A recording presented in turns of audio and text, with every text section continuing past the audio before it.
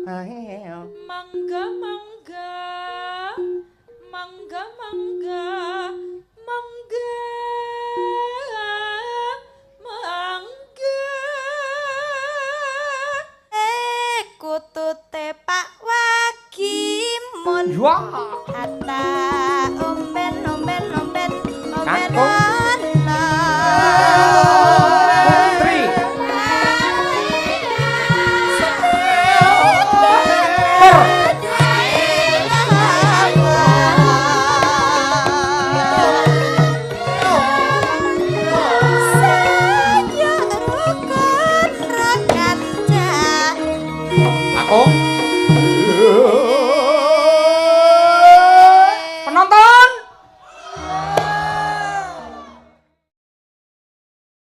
ngaturake lelagon sing baru hit iki Nadianto Lawas ning wis didudah meneh satemah dadi viral ning YouTube ning TikTok saiki.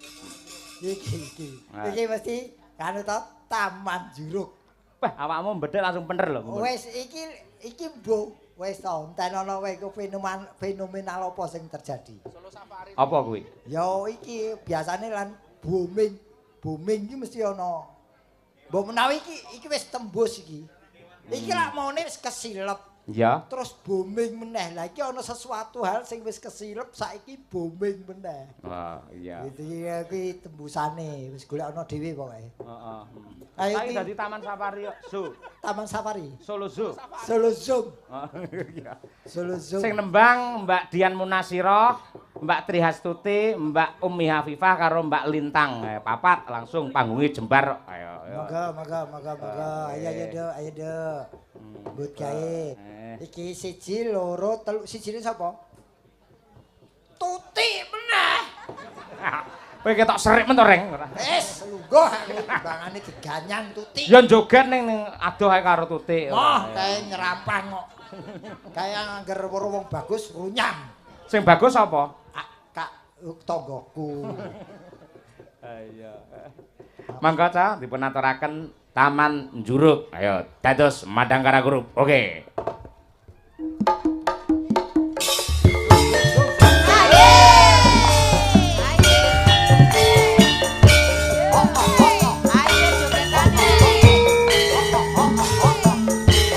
Dian Munasiroh dalam saya.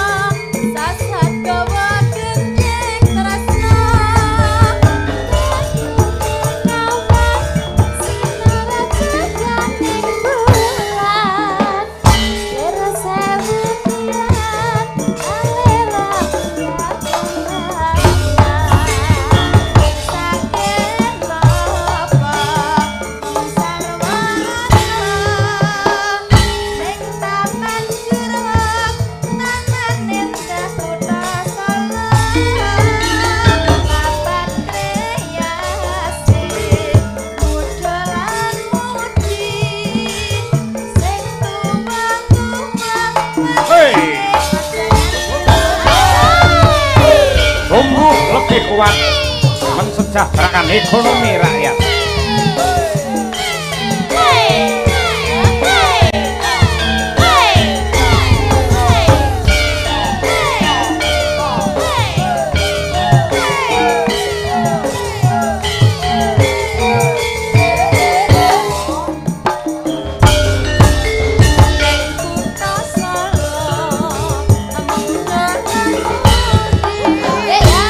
Taman Juruk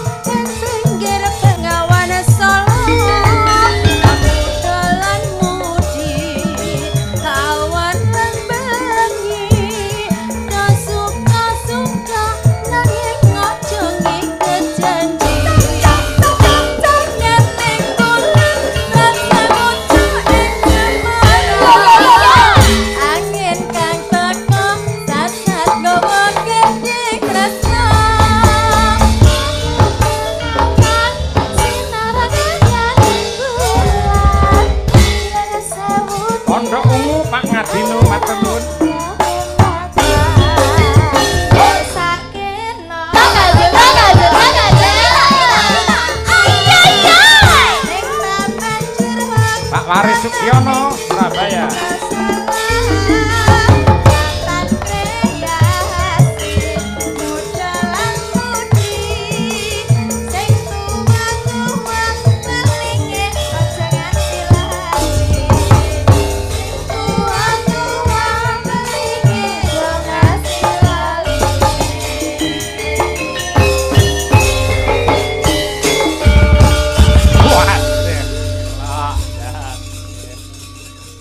Luar biasa to reng ambak lawas ning gandeng diviralke nyatane ya kepenak.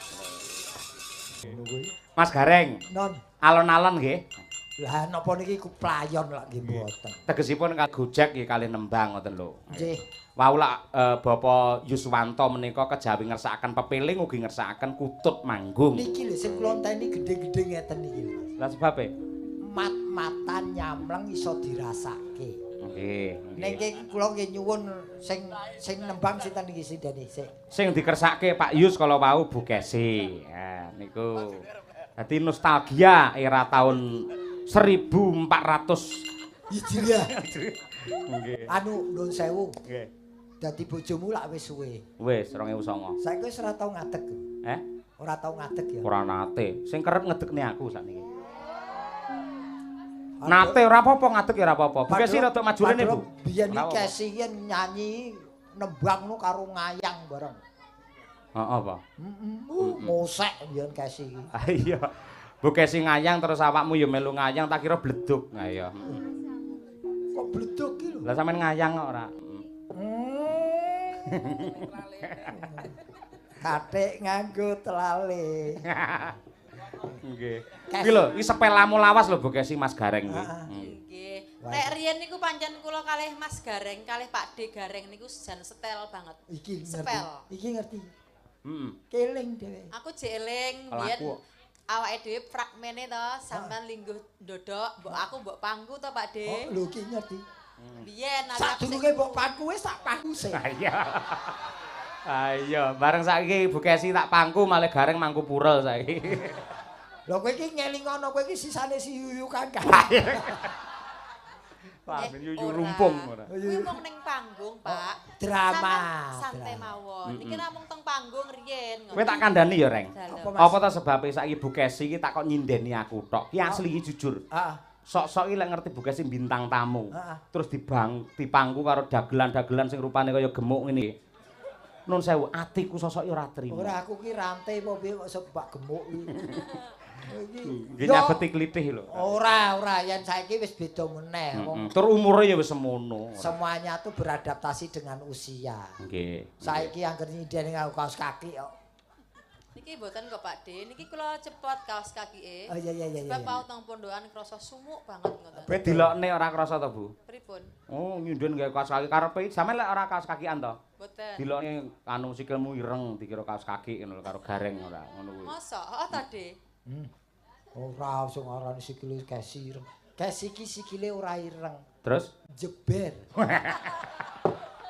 pancen asline bocah segara kok ya ora apa-apa ya. Ya, Malah makasih. cakram kuwi kuat kok ya. Makasih. Makasih. Nggih. Ketut panggung, Dok. Nggih, konjuk dumateng Bapak Yusmanto. Sugeng midhangetaken mugi-mugi dados serono panglipun. Amin. Nggih, Pak Hari ku ya Pak Hari piyai. ugi. sepuh Mbah Putri ku ya. tasik lho. Mbah, masyaallah. Tasik ngersani. Yang Putri tasik. Oh, Mbah pinara. nuwun Mbah Putri. Bapak, Dalem. aku gak matur ya. Muga-muga aku besok lek tuwek ngono tetep cantik kayak yang Putri Martui lho. Wah, sapa sing ngamini? Matur nuwun lho, Bu. Nggih. Amin. Oh, nggih bolo iki bolo kabeh iki. Bolo, iya. Halo, Bu. Kudung abangnya ya Allah, gak ada kuning, kudung abang, kudung kuning, kudung pink, setia hati. Pun lali lho Bu, menjing gawani kula sambal pecel. Ayo. Matur nuwun sanget dumateng Yang Putri Pak Hari Wuryanto. Bu, kita sik lenggah. Lan sedaya bapak-bapak ingkang napa nggih pegawai Arta Kencana tasik kepareng Ibu Lis ugi tasik. Bu Is. Pokok kabeh tasik kathah Pak Dalang. Nggih. Tur yen ditonton bapak-bapak ingkang lenggah wonten sebelah panggung jenengan niku rata-rata menika lek piyai sepuh. Kula percaya mesti rena penggali lamun to midhangetake kutut manggung iki pasti. Ayo. Nggih ta, Pak? Wah, kuwi Kesi mania. Ayo. Kaya bancaan ya. Nggih. Ini bancaane Yoyok nggih, nggih. Iki ambengi tak ditokne ora ya. Mangga Bu. Dipendhet tengahe napa keng ngajeng? Tengah mawon. Nggih, tengah mawon, nggih.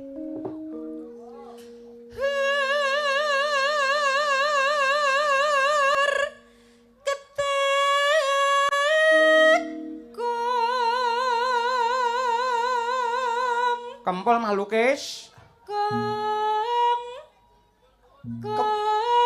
Kempul kis. Kempul kis. Pol. Nek galak men to kowe karo Yoga. Kae iki mesake lho kae. Nyapa? Kuwi Yoga sing ora ketok dhewe tukang ngegong lho. Heeh. Kiwa tengen kempul. Lah ya mesake terus ya tukang ngringkesi biskap kaya kuwi. Padahal niku bocah ganteng lho lukis niku. Niku ganteng gede dhuwur terus melok PSHT lho niku. Oh. Niku pinter silat tukang nambani kanca-kanca. Tak kira tukang main PS. Oh, mboten. Niku Oh, karate pendekar ya. toh? Pendekar, ora percaya kon silat ning kono ya. Tak sangoni Kes. Ayo Kes, ben dipresani Pak Hari engko disawer karo Pak Hari. Sik sampean sik ngobar iki. Oke. Baik bar iki ya Kis ya. Bar iki kempule tinggalen. Terus Sing kempul sapa? Lek Pak Anom ke lho, kan mesti kempul ngon nalika jaman Pak Anom, kempul ngon anggere aku jindian ngono kuwi. Iki ya iso. Kempulmu. Niku namine lukisno niku. Oh, lukisno, gambarno. ngawur ae. Lukis Jaya Abadi. Sablon. Iya. Ya Bu.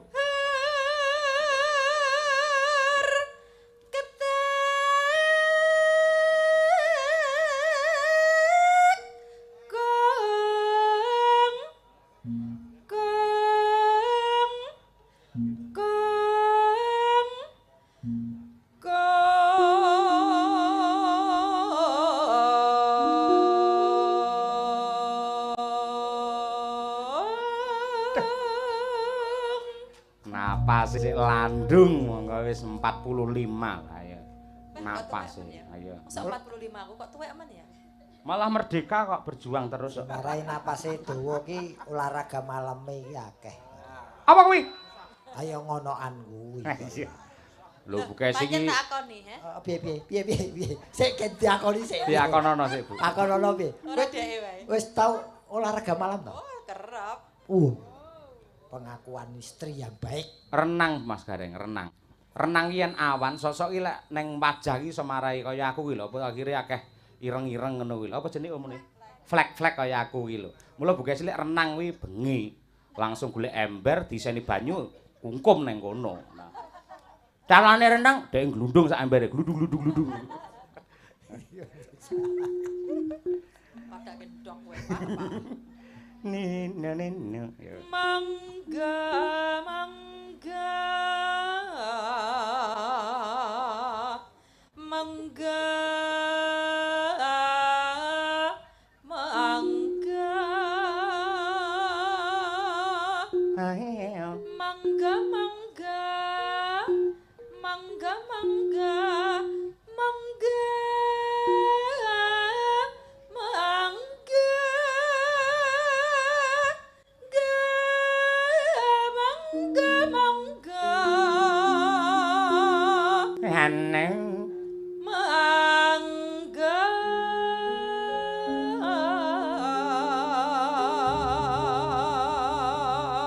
Sing ketok desane lek malah umi kuwi. Apa ya? Tanggapan Mas Gareng ning Jakarta kono. Sinanggap Pak Prapto. Iki Sinar Baskara mbiyen ning Jakarta kono. Umi kuwi cuwepaki penginapan. Wah, hotel berbintang. Deke langsung ruwenang. Gek belas ra nggawe apa-apa. Ayo. Ruwenang nang ngene-ngene belas lha ketono bunder-bunder nik-nik ngono kuwi. Nglegeno lah ra nggawa baju renang deke. Ora akhire piye to Mi? Wah, kaya ora ngundang. Ya ngono iki dikandhani wong urung pengalaman. Lah ya ketok le desa ya apa bar renang iki terus panas awake. Lara bareng nyinden iki terus lara. Oh, kena banyu campur kaporit ku lho. Oh iya. Ya sok meneh ngajak-ajak wong. Biasane ning kalenan ngisor buk ayo. Ya Bu Kesi. Midang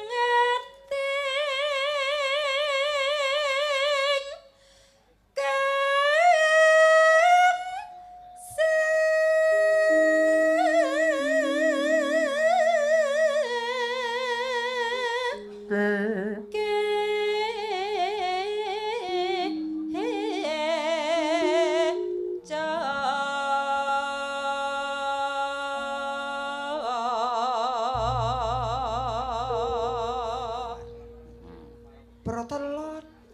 Pramitra. Iya, Pramitra ning Protelon. Pramitra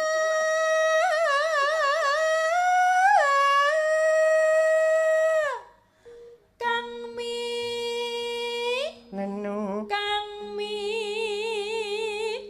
Kang Mi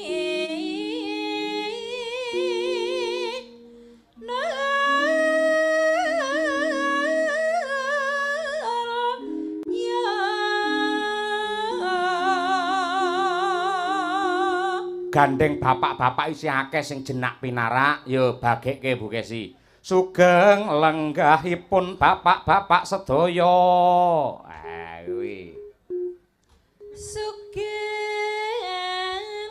lenggahipun bapak-bapak sedaya. Sugeng. Kene sugeng. Ayo mlebu gending yuk. Wengi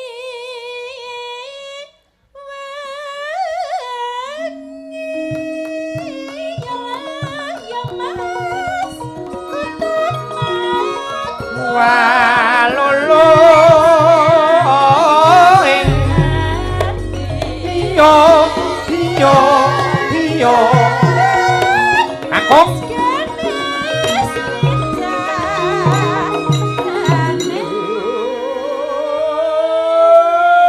Putri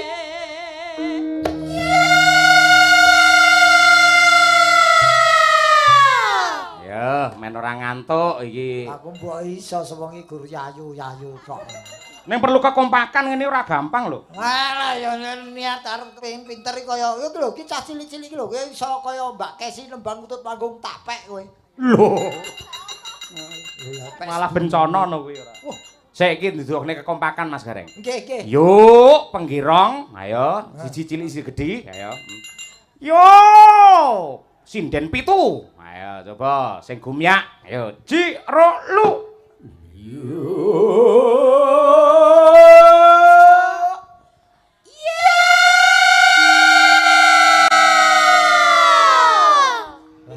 Sindene mung bareng tok ning kurang variasi. Iki lho. Iki lho, swira swara loro. Iki swara siji swara loro iki mau. Kuwi yo, ya, ngono iki. Saiki nudoke lamun to Piyai Medion ki ya Piyai budaya. Leres. Kula lempar teng penonton nggih tombo adem Bapak Ibu. Ayo. Apa? Sing yuk sinden pitu, sing yuk para pamirsa sak lapangan. Kersa nggih, Pak? Kersa. Wah, iki ya. Yuk sinden pitu, yuk kabeh para penonton. Ciro lu sinden.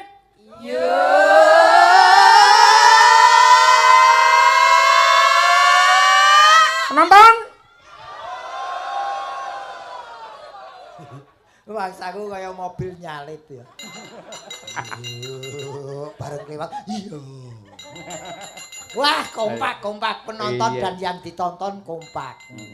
Ono. Ayo. Mesti ngono isasae kaya wong mati lampu lho, Reng. Apa? Nek mati lampu mesti bareng. Golek angger biar ngono to. Lah, kuwi mesti kabeh. Ayo. Saiki diwalik men ra gosong. Sing yo para penonton sedaya, yo sinden pitu. Pisan meneh nggih, Pak? Nggih. Yo sak lapangan, yo sinden pitu. Ciro lu.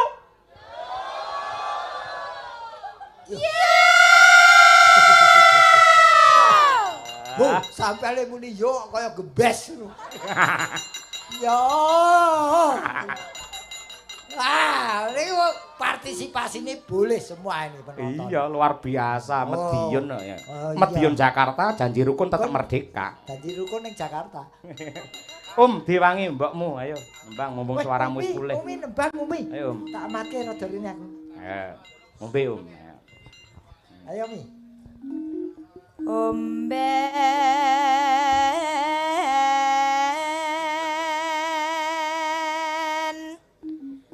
bedomben benomben benomben ombenana. Hop, sik bapak ngagem topi, ngagem kaca tinggal. Asmane sinten, Pak? Wagimun. Nggih. Kutute Pak Wagimun ya. Tak kira nyenggaki jebul kutute ta sing. Kutute? Oh, kutute. Pak Wagimun kutute dilar. Ayo.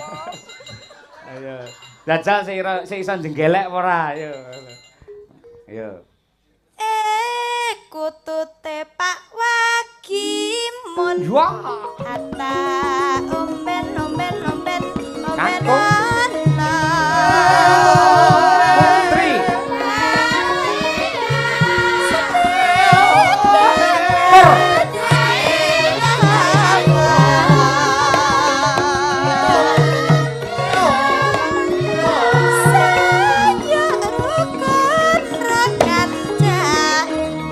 Aku. Penonton. Medion nek dilawan. Sing marai ora ngantuk ngene iki enak ngematke nonton kok kon bengok-bengok. Lah ya partisipasi kok ngrungkepi budaya.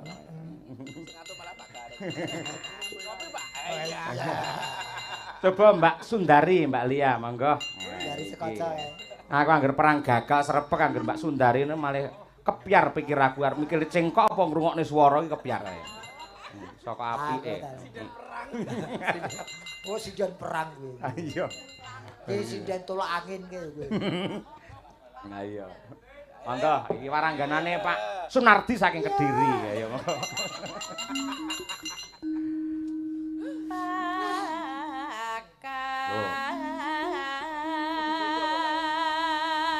Bu Warni.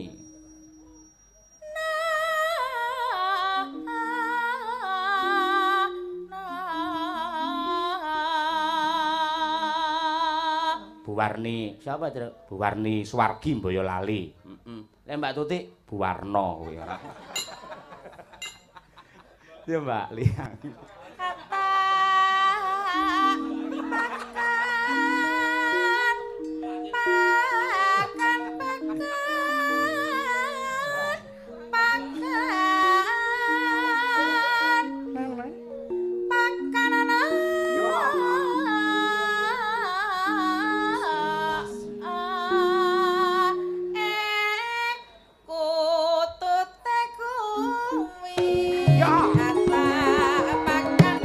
Putri, yo. Aku Putri. Kapur. Iyo, iyo, iyo.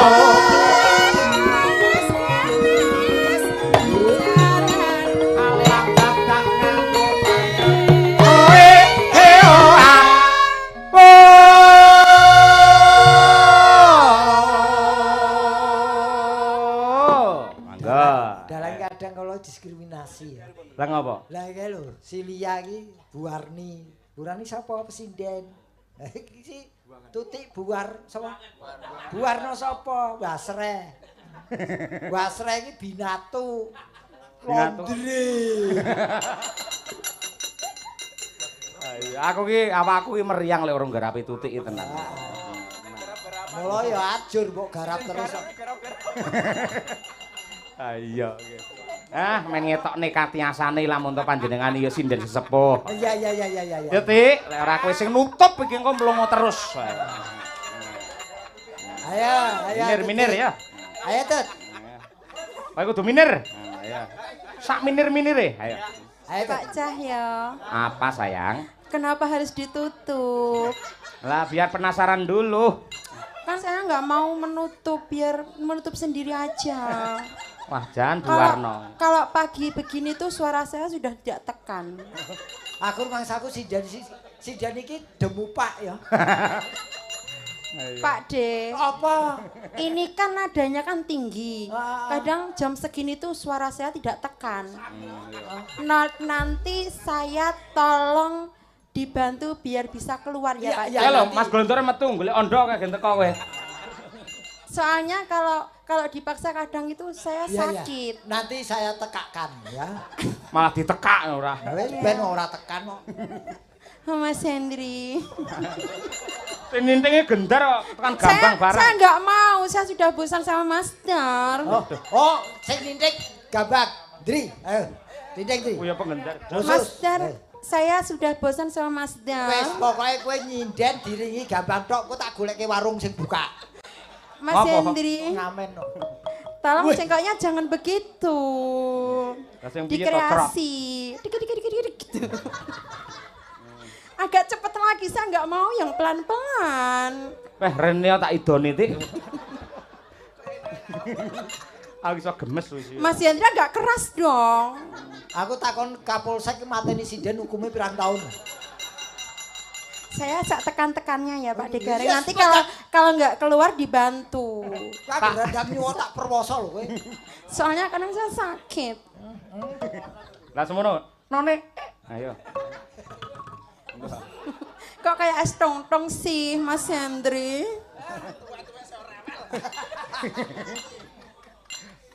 Ayo.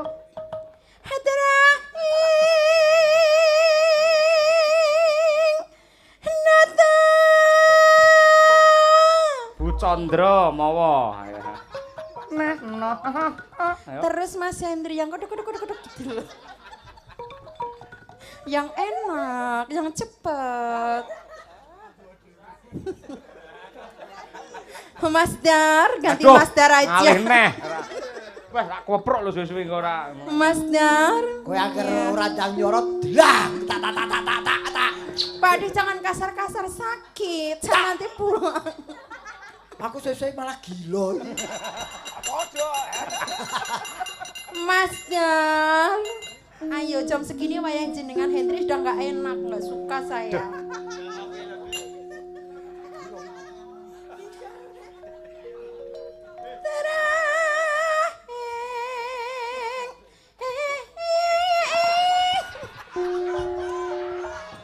Pak Yoyo ini ada agak sakit-sakit serik-serik gimana nggak tekan Pak Yoyo. Mbuh, ora omong aku ora. Pak Yoyo saya dibantu. Bantu piye? Mas Enggak Dar, mau. aku nggak Kalau mau, ini dirodom nggak metong enggak mau aku. Mas Dar, aku dibantu sekarang. Mas Dar, aku dilihat dulu. Enggak mau, enggak suka gelamu. Ayo.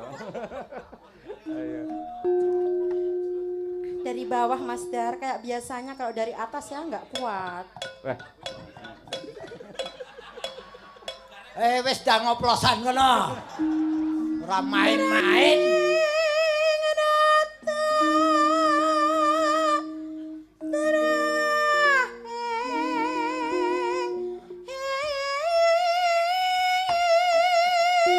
Mas Dana, golek mulai kapan? Angger kari deng kok ya, Mas. Ya tut, Dia- mulai wae ya tut.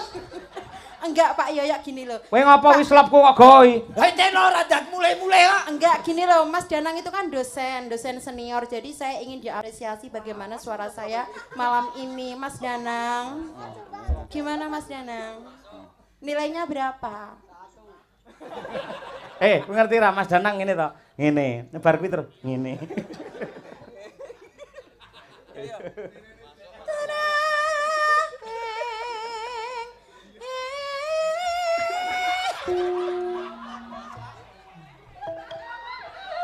Heh. Kaya enak wong kaya ngono wireng. Aku Sakit. memang kuwi tenan Aku lho. nggak mau Pak De, ini sakit sekali menyiksa saya. Lho ora aku ki gumonku lho. Iya. Kowe kaya ngono kok uripmu ya suwe. Loh, orang yang berbahagia itu disayang sama Tuhan karena dia bersyukur nggak pernah Lah, mengalami Kowe marah. bahagia kok coba Iya. anyel kabeh. Kae los bocah kae. Los Los randu isin pancen. Ayo. Ayo, Ayo Mas Dar, kita serius malam ini. Jenengan jangan bercanda terus Mas Dar. Si bercanda iku kuwi kok malah. Wis tak copot batumu.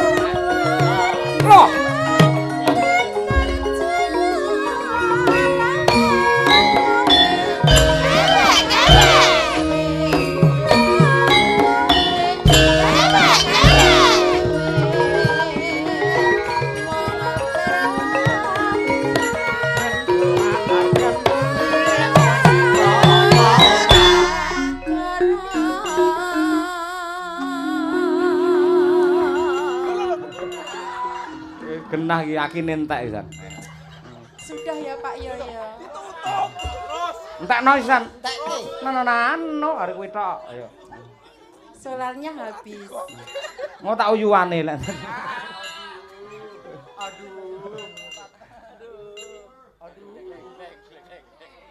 Mas Danang piye to Mas?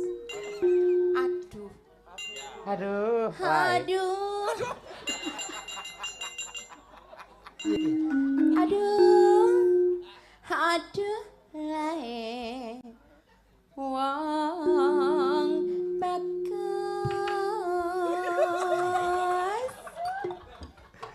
Aduh, kedane tretek.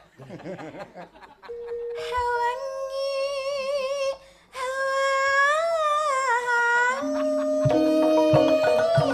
Ya mas ketut manggil. Jaluk. Hatombe.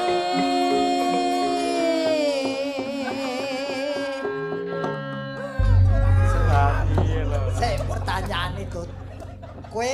Kowe ya duwe bojo. Dereng Pak D. Urung, urung duwe bojo to? Duwe bojo ning Kouru bojone. Oh tenan lho ki jujur duwe bojo urung. Gak ada to Pak D. Oh duwe. Aku ya cantik. Ora, kowe koyo ngene iki bojomu ya betah. Wah, aku pomong ngene lho wis. Niku lho.